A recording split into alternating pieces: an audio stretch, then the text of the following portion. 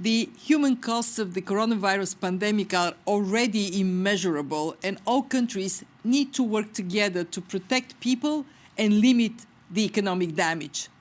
This is a moment for solidarity, which was a major theme of the meeting today of the G20 finance ministers and central bank governors.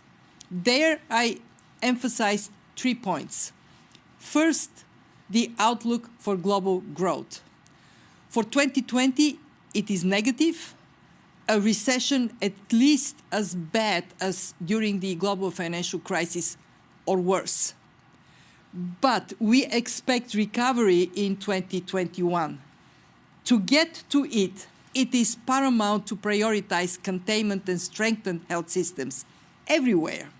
The economic impact is and will be severe, but the faster the virus stops, the quicker and stronger the recovery will be.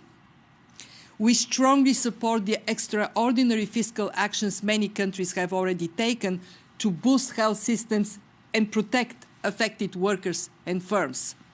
And we welcome the moves of major central banks to ease monetary policy. These are both efforts.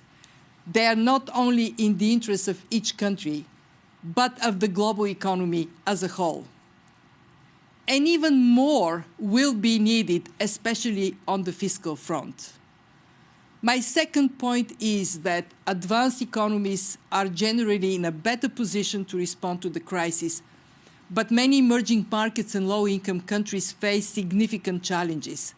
They are badly affected by outward capital flows, and domestic activity will be severely impacted as countries respond to the epidemic. Investors have already pulled $83 billion from emerging markets since the beginning of the crisis, the largest capital outflow ever recorded. And we are particularly concerned about low-income countries in that distress, an issue on which we are working closely with the World Bank.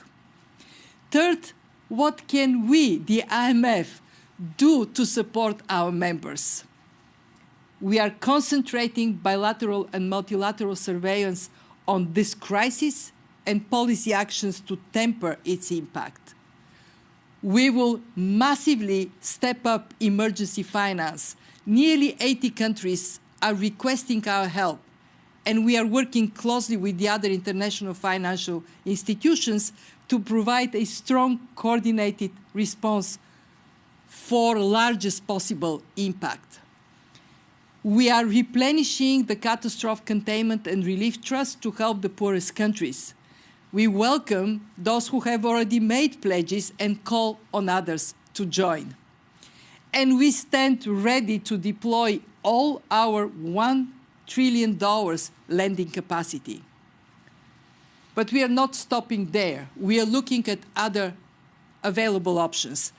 Several low and middle-income countries have asked the IMF to make a SDR allocation, as we did during the global financial crisis, and we are exploring this option with our membership.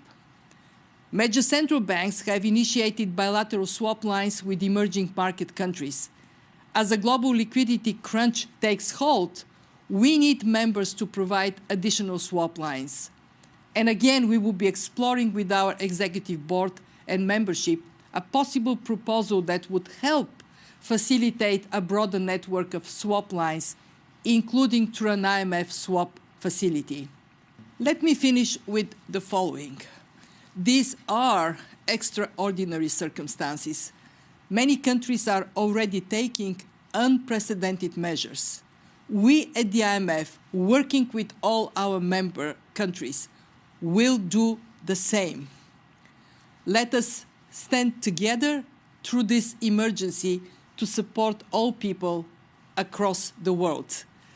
Together, we can get through it.